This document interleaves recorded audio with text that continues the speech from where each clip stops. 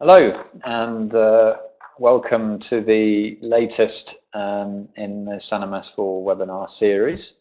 I think we're joined today by people from all over the globe, so good morning, good evening, depending on where you are respectively. Let me give a short introduction to myself.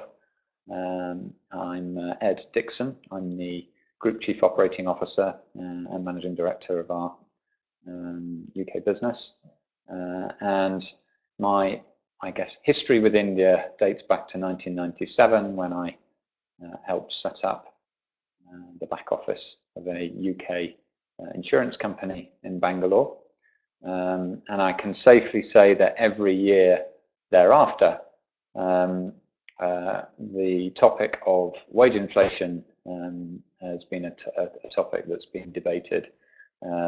So for that reason, we felt it would be useful to run a webinar on the topic, given that it's something that is front of people's minds. So what we'll be doing in this webinar, I will be running through a series of slides. And please, as with all of our webinars, you have the option to ask me questions. So please submit your questions using the chat box, and I will do my best to answer them. If I can thread them in as we go, I will. Otherwise, I'll answer them at the end. Right, let's get started. So let's move on to the next slide. So what are we going to cover today? I'm going to cover three broad areas. The first is the realities of wage inflation, cover a bit of data. The second then is looking at how wage inflation manifests itself, so taking a kind of business view on that. And then the third is running through some tips and insights in terms of how to manage in a high wage inflation environment. Okay, so we'll jump on to the next slide now. And there are lots of sources of data for wage inflation. You'll see through the course of this presentation, we've used a number of them. We'll start here with the Aon Hewitt Global Salary Survey. And the wage inflation across Asia, based on that, is running at about 7%.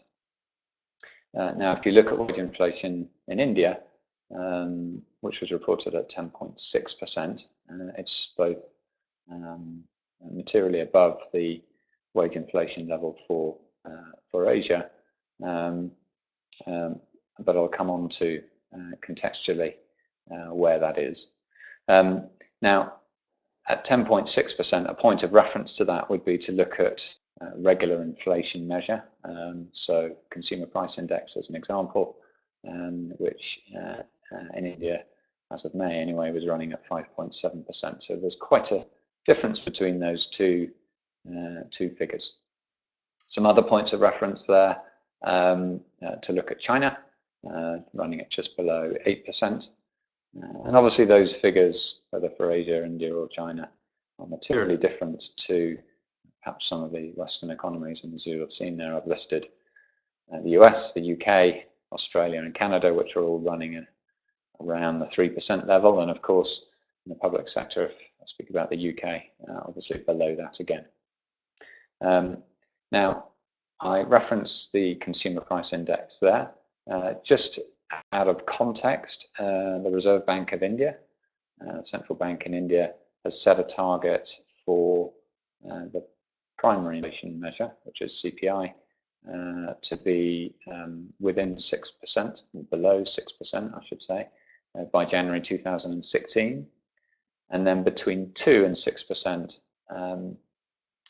for the following 2 years. At the moment, it's already below 6%, and there are a number of factors that feed into that, not least the low oil price. We'll come back to CPI because it has some relevance as we go through the presentation. Okay, so let's have a look at the sectors. So what this does is just have a quick look at how that wage inflation in India breaks down by sector. So at the bottom level there, you've got retail, which is at about 9.4%, and at the top we've got pharma, which is about 12.1%. So you've got quite a spread across sectors, but having said that, I think that demonstrates, when you consider CPI being at 5.7%, you've got material differences between the underlying inflation rate and wage inflation. Now, you can look at that negatively, in as much as it's expensive to operate, but it's worth bearing in mind that where you've got a difference between inflation and wage inflation, that means real salaries are sorry, real earnings are increasing, and as a result of that, purchasing power is also increasing. The other positive way of looking at that, actually, in the context of India, is that back in 2011, wage inflation was running at about 13%. So it has reduced a little bit. So if we just move on to the next slide. So I've talked a little bit about CPI. The other measure that I think is relevant here is to look at GDP. So what this graphic does is plot wage inflation against GDP and CPI, and attempts to draw a conclusion. Now, actually, many businesses, when they're starting the wage inflation discussion, will look at things like the underlying inflation rate. Now, based on this chart, comparing those two measures wouldn't necessarily be a good starting point. You see there are times where wage inflation and CPI are moving in opposite directions. A closer tie would be between GDP and wage inflation. So I think the only conclusion that you can draw there is just to employ a bit of caution when you're looking at the macroeconomic position. I'll come on to the inputs that you should consider when you're looking at how you're setting wage increment levels within your own business. So, conclusion on this slide: approach with caution. Let's move on now to see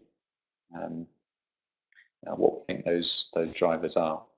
Now, in reality, you can't ignore the macroeconomic factors. They are certainly one input. And if you take India at the moment, with GDP levels having come back a bit over the last few years, we're now in a position with a new government that's now a year into its, over a year into its first term, but with growth being predicted to increase. So if you're taking a view over the next few years, that's certainly going to have a bearing on wage inflation. Perhaps more relevant, and come on to the second point there, is really looking at your own industry or sector performance and seeing as an industry how you're getting on, and using that as an input to whether you're expecting to being in a growing market or not. The third point, again, very important. Now, there's a sort of paradox here that India obviously has an enormous potential workforce, huge number of people. Having said that, those individuals obviously need to be skilled to do the jobs that you need them to do, and there are certainly areas where there's actually a mismatch between demand and supply. In other words, there's not enough supply, and if that's the case, that simple economics would suggest that the price of that resource will increase. So I think looking for your own organization and looking at how easily accessible the skills are that you need will have an input into wage levels. And then the fourth point there is around, I guess, the globalization of the talent pool. And what do I mean by that? Well, particularly at the more senior levels, it's an increasingly a global marketplace in terms of salaries, or what's referred to as CTC in India, cost to company, with individuals both traveling internationally, being compared internationally in big corporate environments, and indeed taking roles overseas, as those, as that becomes more and more prevalent, which for India certainly is the case. That breaks down the wage arbitrage, if you want to call it that, when you're looking at India and outside of India. And I'll come on to a bit more detail on that in a minute. But again, when you're factoring in your increment plans, it's something to bear in mind. Okay, so I think we've probably covered enough on what wage inflation is, and let's move on now to see how it manifests itself. The first 2 points are pretty obvious. With wage inflation at 10.6%, and bear in mind that's an average, that's going to put pressure on your cost base as a result of the inflationary pressures. So now, I mean, that sounds obvious. Where you're applying increments, expectation management becomes hugely important. The reality is, if you're not able to pay at those levels for whatever reason, then that's going to lead to some difficult increment discussions, maybe not over 1 year, but maybe over a couple of years. And the reality is, you can't approach India with a view that, well, in the UK or US or wherever you happen to be, we're paying increments at a certain level, and we can't therefore afford to pay at the level that the market conditions require in India. That cannot be a long-term strategy, and you have to approach the market and budget assuming the increment levels that are normal for the market, or you pay the consequences. I'll come on to some other tips around handling that in a second. The next point is, and it may sound obvious, but when you're looking at wage inflation, and if you're looking at staff retention initiatives, for example, it's not like you're solely offering those to an individual. The importance of the family unit in India is extremely high, and you can expect your staff members to be getting pressure from their wider family on career progression. This doesn't solely relate to wage inflation, and that could apply to their job designation. It could apply to the breadth of their role, but it also could apply to their take-home pay and benefits. So it's worth bearing in mind that if you get pressures, it may not solely originate from the individual, your staff member, but also from their family.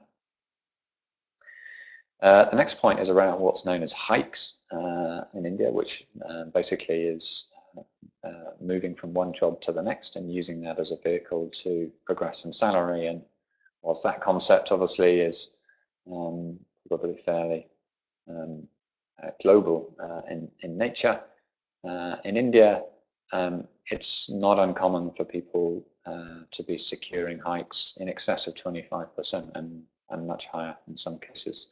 And particularly early on in people's careers, they look to progress quite quickly, and again, under pressure from their peers and families and so on.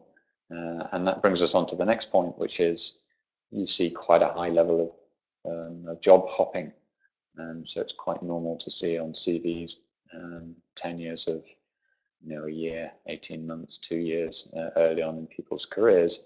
And you need to walk into that in a recruitment scenario, you need to walk into that scenario with your eyes open, and be clear that if somebody has moved 2 or 3 times and they've never spent more than 2 years in a role, it's going to be tough for you to change that behavior. So I put beware there, and it's something I pay a lot of attention to when recruiting in India.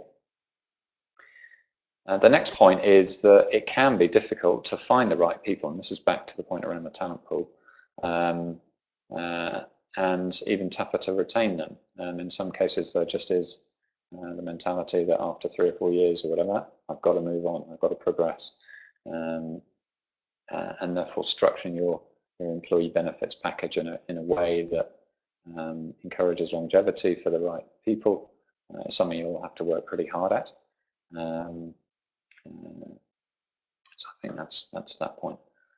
And then the final point, which is very specific to the BPO industry and ITO industry, actually, the outsourcing industries. But you're seeing a slowdown in new contract acquisition in those sectors, sectors that India is extremely strong in, and which in the early days traded a lot on the wage arbitrage. In other words, it was cheaper to do it in India than it was in the onshore location. Now, many continue to use India not solely for cost reasons, but for the quality of talent. But I think the slowdown that you're seeing is at least in part to do with more automation and that sort of thing. But also as you start to see the cost of the cost arbitrage reducing, that's starting to have some impact. Okay, so let's move on to sustainability. And essentially, the question that we're asking there is, how sustainable is it to continue operating at in excess of 10% wage inflation? I have to say, a lot of our customers that are looking at India find that prospect quite scary. It looks, if you do the maths, your costs double quite quickly when you do that on a compound basis. So I think there are 2 key questions here. The first is whether you can pay salary increases in line with the market and continue to manage your wage bill. And the second is about return on investment. And in the next slide, I'll dig into some of the answers on this. But I referenced earlier on the wage differential between India and outside of India, and the graphic on this slide just illustrates that. So at the top end for functional leadership, you're seeing, and this graph shows the difference between India and the US, but salary levels that are not that dissimilar and changing rapidly, and that's part of this sort of globalization of the talent pool concept. At the other end of the spectrum, there is still plenty of arbitrage, but depends on the industry that you're working in. The cost structure of a business in India may be a bit different to in an onshore location. So you need to look at the total cost of operating and not just the wage cost. Okay, look, let's get back to the question of sustainability, and I will walk through some of the, I guess, tips on how to navigate that. The first area, and it sounds obvious, but the reality is, depending on when you start to think about India, you're not necessarily at the beginning of a budget cycle. But the first point is about proactive budgeting. So that's making sure that you are reflecting in your cost base the reality. To pretend that wage inflation is not what it is, is going to cause you problems very quickly if you hire a team of people and that you wish to keep, and then don't apply healthy wage inflation. Then the reality is people will leave. So the next point is, and this is starting to focus on productivity and outputs. The second point is really to make sure that that dialogue is on the table from day one in terms of cost control. Because bear in mind, costs of your business are not just going to be people costs. You'll have other costs. You'll have potentially have leases which are going to increase, and that will typically be written into the lease contract. You'll have utilities, stationery, whatever your business needs to operate. All of those will have a level of inflation applied to them. So making sure that you are actively thinking about how you manage efficiency in the business is going to be important, and that people are targeted on that from fairly early on. And this is about how you control the wage bill. And if I take the example of some of the more mature BPO organizations, who would have started operating in one of the main cities in Delhi, which in reality are more expensive to operate in than some of the smaller cities. And what you've seen over time is those organizations putting themselves and building their cost base, extending their cost base into lower cost environments, both for accessing talent, also for real estate and so on. So it's exactly what they're doing, and we need to think about those practices when you're doing your business plan up front. The third is and again, this may sound standard, but is making sure you've got a robust performance management framework in order to manage the teams that you've got. It's important that their objectives are clear, and in India, what's referred to as KRAs, or key result areas, are properly defined, such that where performance is dipping below what the expected levels are, there's a very clear route to address those. And I'm sure there are varying views on the importance of this point, and there are a number of different ways of implementing it indeed. But from my perspective, in the context of wage inflation and in the context of controlling your cost base, is making sure that the organization is not carrying underperformance, and there's a mechanism to deal with that. Indeed, and again, if I reference the BPO industry for a second, the BPO industry accepts churn at quite a high level and accepts the costs of retraining and recruitment of new team members. But in doing that, manages the cost base because it's bringing in more junior people, it's automating processes and that sort of thing, to maintain or improve the way in which the business is run. The next one is looking at sort of temporary and contract staffing, which is quite a regulated area in India, and in some cases newly developing, in other cases very established. But obviously, if you can employ variable costs to start with before you employ fixed costs, then that will help you control your cost base. Each business is going to be different in terms of how relevant that is and the types of resource you need. The next point was outsourcing. Clearly, the outsourcers, the big outsourcers of this world, are very used to thinking about productivity improvement. They're very used to being measured on outputs, and actually working with a third party, making sure that it's clear what your objectives are and even written into the contract in terms of management of the cost, and accepting that they should make money as well. After all, it is a partnership. Is a very viable option in terms of managing that resource base. The next one is transparency, and this is kind of a point that I think a lot of managers that work in India are initially surprised about, but is the reality. It's very, very normal for people to be sharing their salaries and indeed increments with each other, and learning to be comfortable in that environment, if you're not used to it, will take a bit of getting used to. And the reason I put the word transparency there is not so much that you need to tell everybody what increment the organization is going to pay. And in fact, in big organizations, they do tend to do that, which makes the dialogue a bit easier.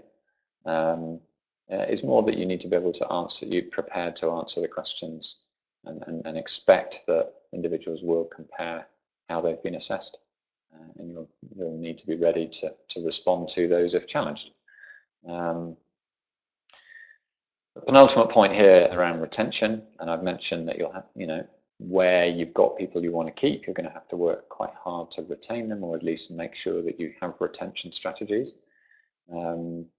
That's the same the world over. I think the stakes in India can be a bit higher, given the, I guess, the fact that people tend to move roles more frequently, and again, particularly at the early stages of a career. So it's really making sure that you're putting some effort in to understand what activities you can undertake that will help the retention activity, retention point. And again, I'm going to draw a parallel to the BPO world.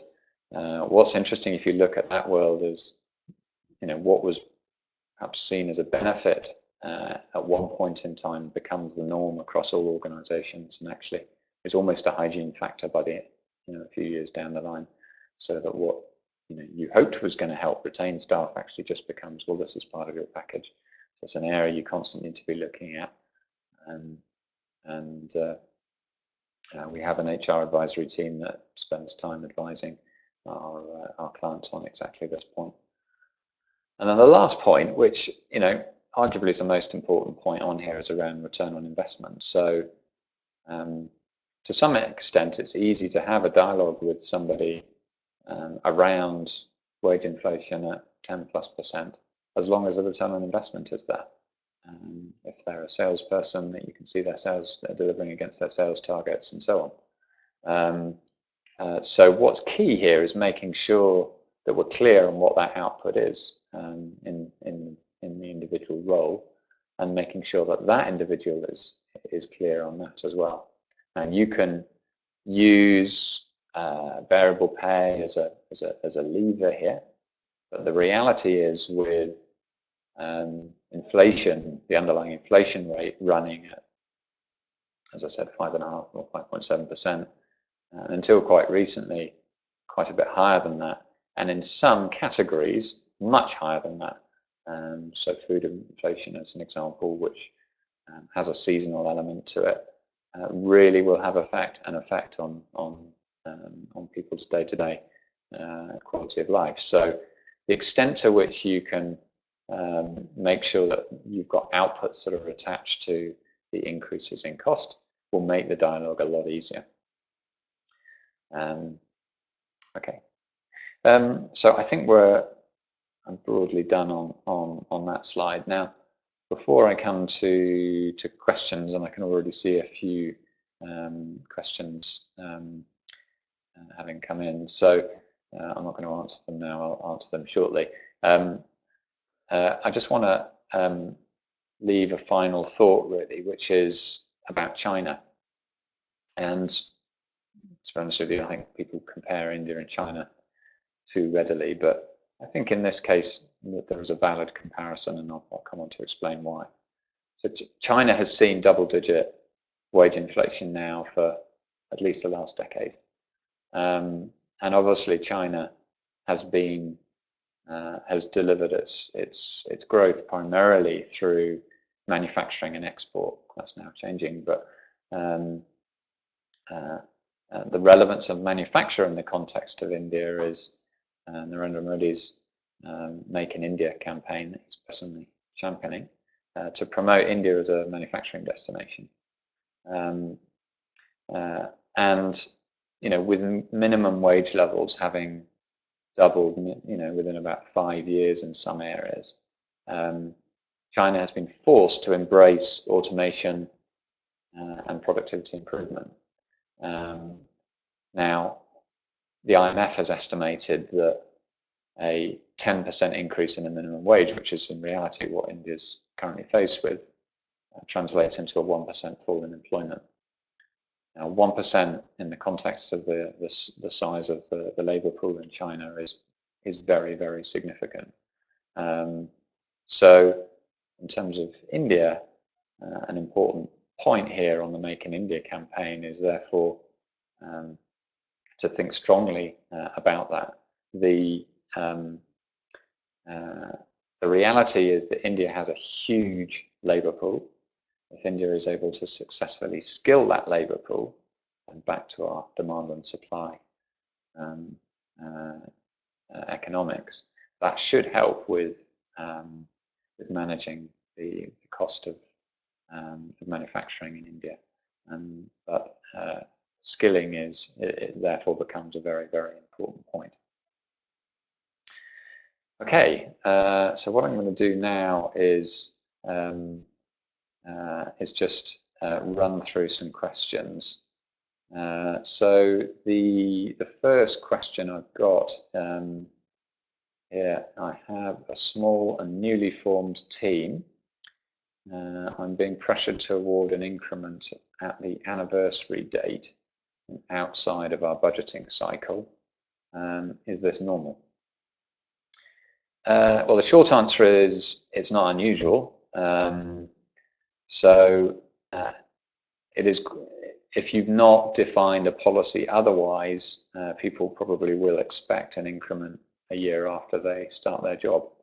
The way through that is to be upfront with people and have a policy. If you have a policy that we pay increments in March, for example, January to March is normally the increment season in India.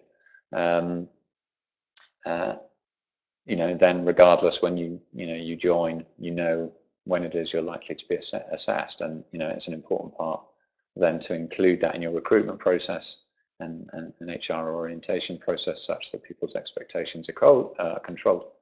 So I think in short, it is normal. In terms of how you navigate that with your team, that's obviously going to be a decision as to whether you've got the budget and are available to pay it, or whether the team needs to wait for the next budget cycle. But I don't think the request is unusual.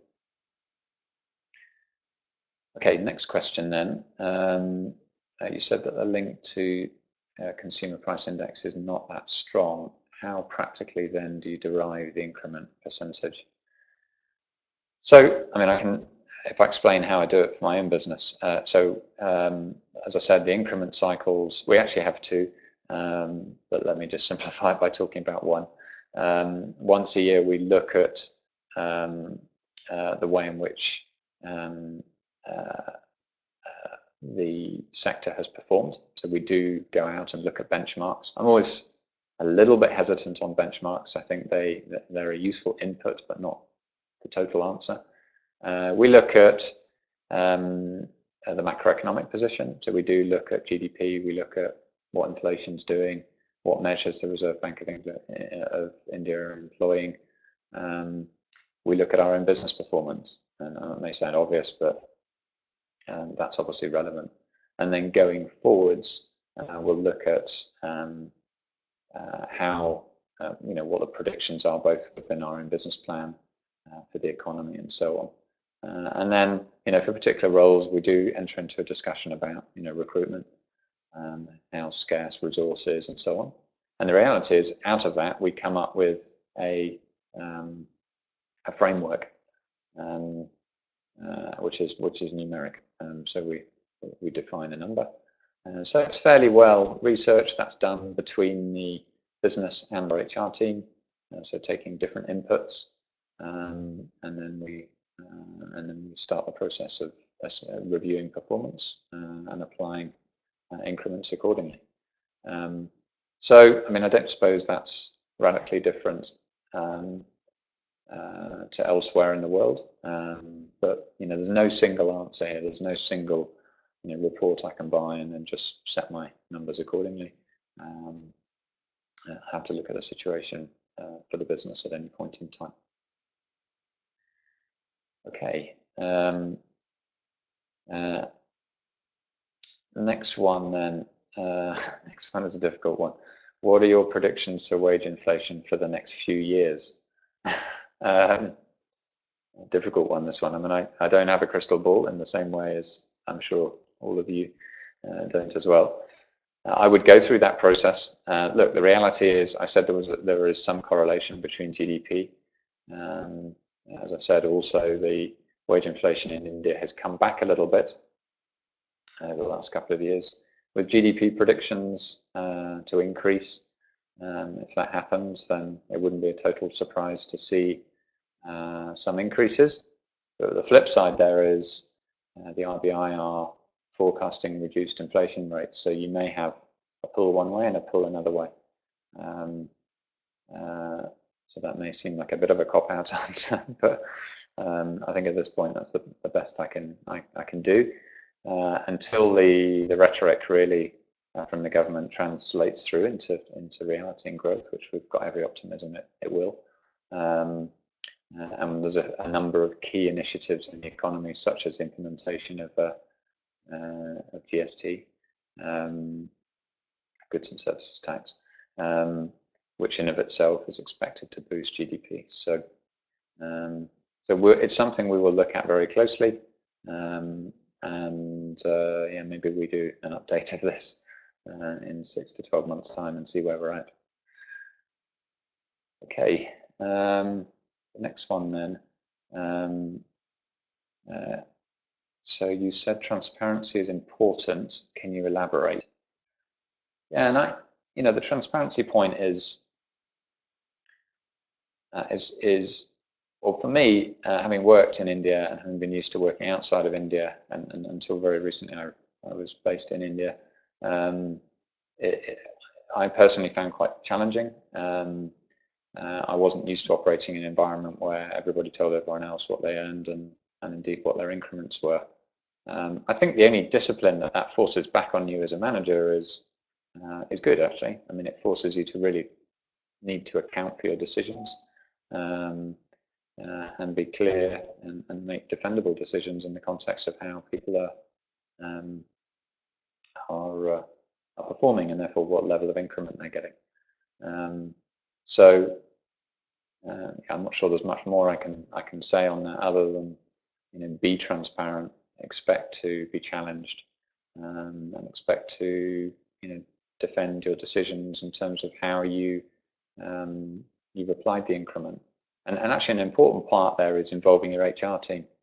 The role of HR here is very important, both to influence and be involved genuinely in the process for setting the increment, but also then to help people through the process of being assessed and having those increments applied. Okay, I've got one other question. So, sorry, I'm just reading the question.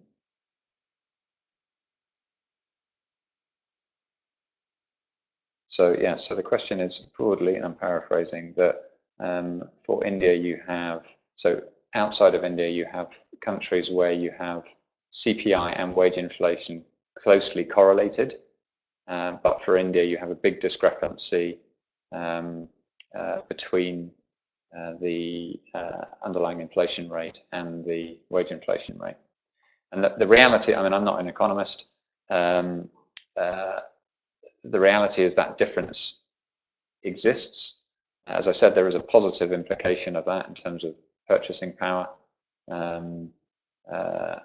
How sustainable that is in the long term, I would question.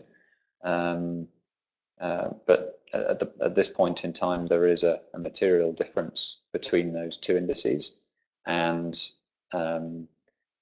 this is a tough one because you could take the decision to implement increments at CPI. The reality is, in doing so, you will risk some people leaving, and that's a decision for each organization as to where they are, how mature they are, whether they can afford that. Or in the case of an early stage business that's trying to get it off the ground, which is many of our companies and customers fall into that category, ensuring some stability in terms of the key members of staff is going to be important through those early years. So, okay, and then I've got a question. So just curious if the wage inflation is consistent across India, or are there big centres more susceptible? Would wage inflation be less prevalent in, say, Kochi? So yeah, so there is some difference, and in fact, when you, I mean, even if you look at the CPI measures, they are published in some detail. So by city, they're also published in an urban and non-urban environment. So those are all inputs, and it is fair to say that that you will find some locations where wage inflation is increasing at a much lower level, and as a function of also of the supply of labour. I mentioned some of the BPO firms that are quite good at this. I mean, they'll set up in lower cost locations, and it's in part where there is a good sized talent pool. In other words, where there's plenty of access to talent, but also where wage inflation will be somewhat depressed. So it's a valid point, and when you're looking at where you set up, that's going to be a consideration. I mean, if you're setting up a sales and marketing operation, then it may well be that the big metro cities are actually the right place to start until you're able to build a structure that takes you out across India. But if you're if you're building a manufacturing plant, the inputs may be very different. You'd be looking at things like the availability of electricity, the availability of water, what byproduct you might produce out of the plant, access to labour, the cost of electricity. I mean, the electricity costs surprisingly vary enormously state to state. So, and then of course the cost of labour, and so your decision-making process might be quite different, and you'd be building a manufacturing capability with a view that that's going to deliver for the long term. So perhaps more effort is required in those circumstances to make sure that the input costs are well thought through. So the short answer is yes, they do vary in location to location. Okay, I think that's all of the questions I've received so far. Just scroll down. Oh, sorry, no, one more question. Do you have any information on staff turnover figures for companies who have paid less than inflationary rises for the last few years against those who have met them? I think in this instance, it depends on the business, is the reality. In a small business, you're going to find a different picture to a large scale. And if I take outsourcing as an example, you get quite high levels of attrition in outsourcing and call centers and all of that sort of thing. So they're not directly comparable, I don't think. The reality is that attrition is actually a tool to use when controlling wage inflation, or I should say the wage bill. And the longer that you employ below average wage increases, the more likely that your people will leave. And it's for every business to balance, what the cost of recruitment, lost knowledge, retraining is. But I have to say, I think that if you're building a business in India and you're selling a product in India, the price of that product is going to be an important part of your market proposition. And if if you've got a cost base that's escalating at 10-12%, then every year that's being passed on to your clients, that's going to make it pretty tough in terms of your ability to compete domestically. So that's why I think that's back to those points around productivity and return on investment against those resources. So I think it's more a question of focusing there than it is on continually undercutting the norms in terms of wage inflation. Just scroll down, see if I have any more questions.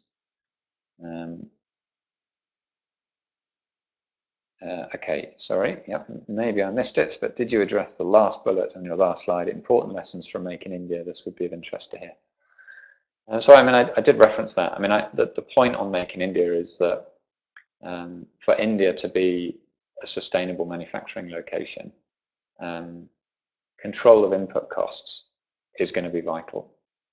Now, China's example is that whilst the manufacturing process was highly labor intensive to start with wage inflation at the levels that it was, or that it experienced, it had no option but to employ automation, and indeed that was done for quality reasons as well. So India should expect to go through the same curve, as it were, I would think. The difference in India is the size of the labor pool. If India can skill what is a huge, I mean, 50% of the world's under 25s are in India, which is a staggering statistic.